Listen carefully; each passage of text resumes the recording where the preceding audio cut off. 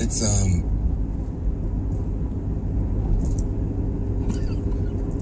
well, it's easier to be a parent this morning. It's easier to be a dad. It's easier to tell your kids character matters. It matters. Tell them the truth matters. Being a good person matters.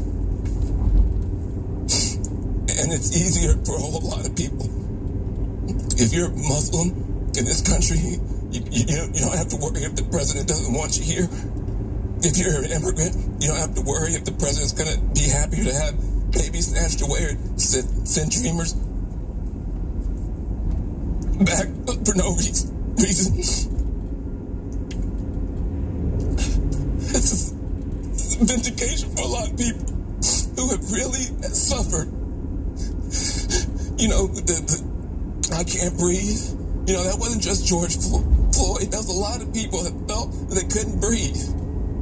Every day you're waking up and you're getting these tweets and you just don't know. And you're going to the store and people who have been afraid to show their racism are getting nastier and nastier to you. And you're worried about your kids and you're worried about your sister. And can she just go to Walmart and get back into her car without somebody saying something to her?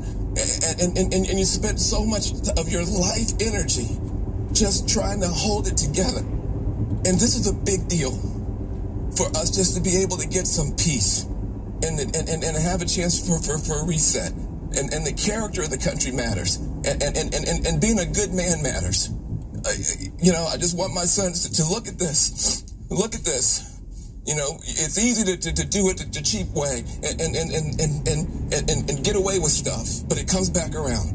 It comes back around, and this is a good day for this country. I'm sorry for the people who lost. For them, it's not a good day, but for a whole lot of people, it's a good day.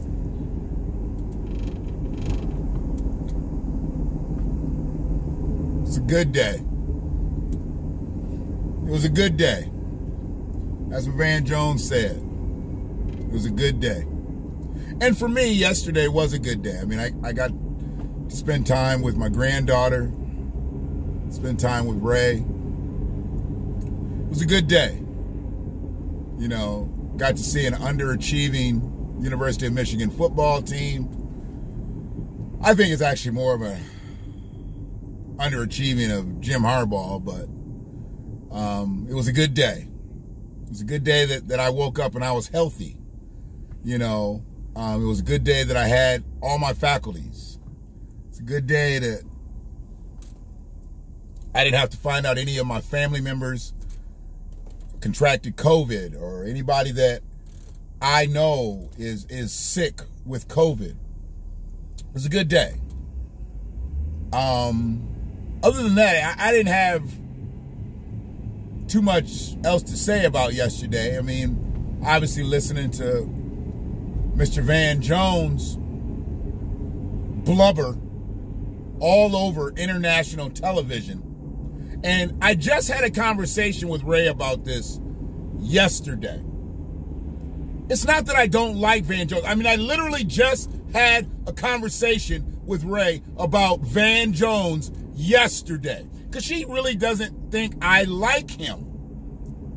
And I told her it has nothing to do with me not liking him. I don't like what he represents for black men on TV. I think he's dangerous for black men on TV because I think white supremacy eats up Van Jones. And then it gets white supremacy fucked up out here to think that black men are that. Black men break at the knees. Black men tear up when the mic's on, when the camera's on. Now, Van said it was a good day. He said that. He said it was a good day. And I just don't know if it was such a good goddamn day, Van. Why are you sitting up here on international television crying like a bitch? See, y'all can go wherever you want to with this one. Because I'm not against a man crying. Hell, I just cried a few days ago. It ain't about crying. having functioning tear ducts is okay. There's nothing wrong with that. But goddamn, when I think about Van Jones, and I think about, here, let me just put this like this. Van Jones was fucking with Donald Trump during Donald Trump's tenure of 4 years. He didn't give Donald Trump a second chance to get fucked up. Donald Trump was fucked up out here well before COVID. But Van Jones was fucking with him because he was trying to say that Donald Trump was doing something with criminal reform or criminal justice reform, prison reform. And it was bullshit. It was all bullshit. Donald Trump was trying to get people to vote for him a second term.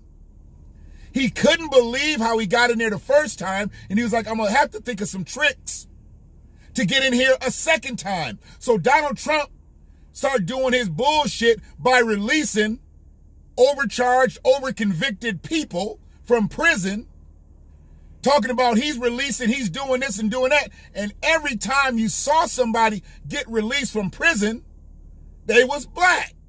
Now, I know we got more people in prison than most people. Let's just say that. Black people got more people in prison than most people. But there ain't more black prisoners in prison than white people. And Van wasn't talking about no criminal justice reform, prison reform for white people. He was talking about it for black people. So when you start talking that shit, you're in allegiance with him. And Van Jones was in allegiance with Donald Trump. In allegiance with them. If I'm not mistaken, Jay-Z went on Van Jones' show and Van Jones talked about it then. There were other people that went on Van Jones' show and he talked about his allegiance.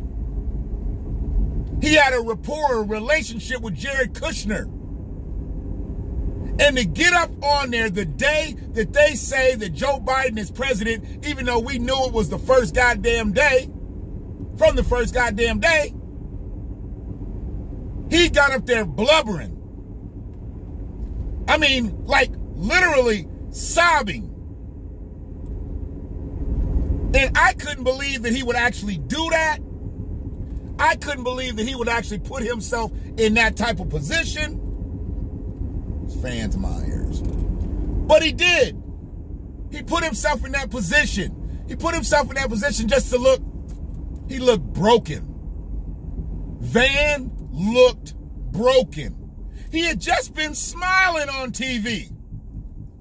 As things were starting to come in and it looked like they were going to project Biden as the winner, he had just been smiling.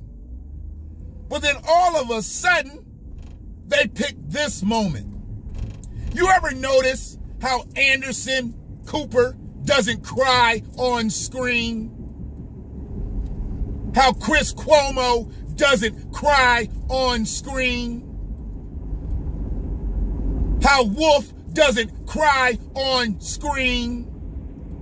But Van cries on screen. Victor Blackwell cries on screen. Don Lemon cries on screen. Same network. Same niggas. See, this is that bullshit that they want to make you believe that's the black man of America. A broken motherfucker. A shoe shuffling, smiling all up in your face, I'm happy just cuz motherfucker. And those are just 3 motherfuckers on the same network. So we already know what CNN perpetuates when it comes to black men. Look what Don Lemon did to Ice Cube, and Ice Cube had to go get interviewed by Chris Cuomo. To speak the truth, he literally had to speak to a white man because a black man threw him shade. This is why the BlackWatch exists. This is why other black media platforms exist. Because that's not us. That's not us. When you think about all the shit that we go through, the last thing that we fucking need to do, I need a bed up here. The last thing that we need to do is get on TV and be broken. Be broken. Look broken, sound broken, act broken. We don't need that as black men. And I'm not saying shit about a black man crying if you didn't hear me say it about 3-4 minutes ago. Because I know that's the first thing everybody gonna jump to. Oh man, black man can't cry. Oh, black man too strong to cry. Fuck no. But there's a time and a place for everything. And that ain't the time nor the place. You got a platform. You got followers. You've got people who... Van Jones said in the middle of that shit, I want my sons to see this. You want your sons to see that? You want your sons to see that daddy is crying uncontrollably for no goddamn reason? Come on, Van. That's bitchified. You acting like a motherfucking sissy. You don't get on camera with the platform you have and just break at the knees. We've got so many people out here trying to push the positive messages for black men, black women, black children. That ain't one of them. Say what you want to say about Van Jones. I get it. And I'll fuck with other shit that he's done and he said. But that right there was disgraceful. Anderson Cooper sitting up there staring as a motherfucker. Makeup tight. He looked over and said, Van. It was like they had this shit queued up. Like we already know this nigga about to break. Let's do the do. Van, you care to weigh in on this? And he comes in blubbering. Come on, y'all. This is what they want black men to be out here? I can't be that. And I know many other brothers can't be that. We got kids. We got grandchildren. And that right there is not a representation of a black man standing up on international television. He ain't on local. He ain't on statewide. He ain't on national. He's on international television. Streamed worldwide.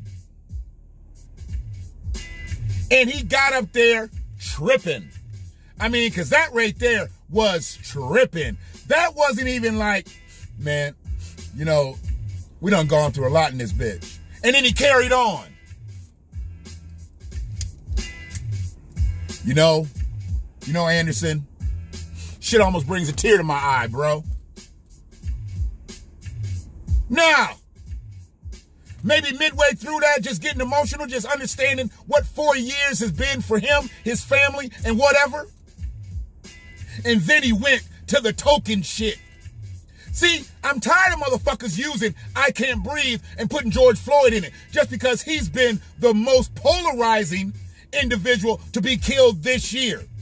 Probably besides Breonna Taylor. Probably besides Armand Arbery. Probably besides Rayshard Brooks. Probably besides David McAtee. He's the most polarized. I get it. But George Floyd didn't say I can't breathe before Eric Garner said I can't breathe. George Floyd didn't get killed before Alton Sterling got killed. Before Terrence Crutcher got killed. Before David Harris got killed. Before Trayvon got killed. George Floyd got killed this year. And although he did utter those fateful words, I can't breathe. I can't breathe. He also called for his mama. As fluid secreted from his body, running to the curb, to the fucking storm drain. Talk about that part, Van. Don't just pick up your little soundbite part from I Can't Breathe and George Floyd. Are you serious, nigga? You bring that up right then? And I'm sorry, but George Floyd getting killed by David Chauvin Derek Chauvin, whatever that bitch's name is. That didn't have shit to do with Donald Trump. Derek Chauvin would have killed George Floyd, whether Joe Biden was still in office, Barack Obama had got a third term, Hillary had been in that motherfucker. Derek Chauvin set out to kill George Floyd when he put his motherfucking knee on George Floyd's windpipe for 8 minutes and 46 seconds. It didn't matter about his political party. It mattered about his affiliation. And he's a white supremacist. And he's a bigot. And that's why he killed George Floyd. Didn't have shit to do with Donald Trump.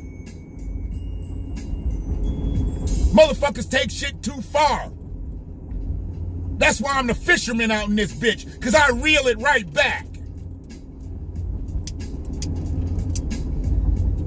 The fuck is wrong with Van Jones, man? That's some dangerous shit. Don't be having these motherfuckers out here thinking that we buckling at the knees and we crying at the drop of a hat. We crying. Van was supposed to be happy. You got some dumbass white supremacists somewhere talking about niggas cry and get happy. Okay. So don't let them think that a motherfucker is out here crying and he happy, or he happy and he about to be crying, or he happy and you think you can get him crying. You will get fucked up out here. That's not the quintessential black man.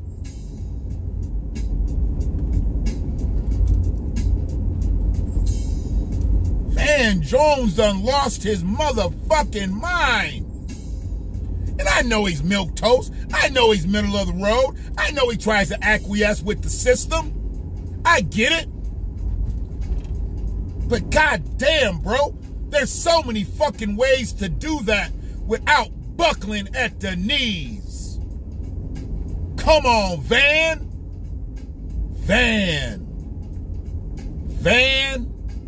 Come on, bro. And I just don't get it, man. I just don't get it. We're not in a position at this point. We're not in a position to be weak. Be weakened. And Joe Biden is the president. President-elect, whatever. It is what it is. And I've got all kind of bones on the plate to pick with Joe and Kamala. And we got all kind of pressure to put on them motherfuckers too. See, but we can't put pressure on Joe and Kamala when Van Jones is our media affiliate as black men. Because they'll look at Van and they'll be like, see, this is all we needed to do. We just needed to get in office. And now we got these niggas singing, dancing, and crying. Nah, bruh. Nah, sis. We got to stop that now. We need to stop that before the inauguration so they understand. Because I know they got a full day. They said they got a whole lot of shit they got to do on the first day. They got a whole lot of shit they got to do on the first day. So we'll fuck with you on the second day, nigga. Your schedule is full on the first day. Joe done filled his schedule up. For the Latinos, for the gays, for the Hindus, for everybody. Everybody got something coming on the first day. Fuck that. Black folks will wait till the second day. We need the whole motherfucking day. We don't want a fragment of your day, Joe. We don't need a part of your day, Kamala. We need y'all front and center, nigga.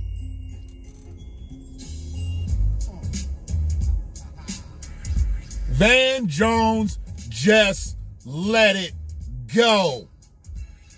Let it go. I'm talking about all the masculinity. All the masculinity. There ain't no way that he did that on international TV and he don't menstruate. Van Jones got a menstrual cycle. There's absolutely no fucking way he does it. You don't do that. It's dangerous. It is dangerous.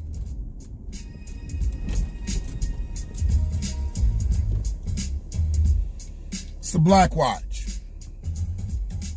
Hopefully you subscribe to the channel. If If you haven't, you need to now, because everything's pretty much on this level. Minus my interview yesterday with newly elected 14B District Court Judge in Washtenaw County, Queen and Reign, Washington. I didn't come as fiery yesterday as I normally do, because you got to have a certain decorum when you fucking with certain people. So I couldn't come raw. I had promised her that I would be who I was, but I wasn't going to be this. Because you need to be a certain way when you doing a certain thing. And I did that shit. She's going to be a successful judge. 1, because she's a black woman. 2, because she got all the credentials. 3, she's had all the life experiences. But she thinks about the man first versus the plaintiff and the defendant first. That's why she'll be a successful judge. And we need to elect more judges that look like her, that act like her, and that will be like her. We don't need to elevate no more Van Joneses out here. We got plenty of brothers and sisters out here who can sit in Van space and hold their own. But what Van did, he took us back. He took us back 30, 40, 50, maybe 100 years. Buck broken on a motherfucking international set. Fuck it. I'm calling it. And they might not like it, but I don't give a fuck. I'm a black man. And I watch shit. And that's why this is the Black Watch. One love.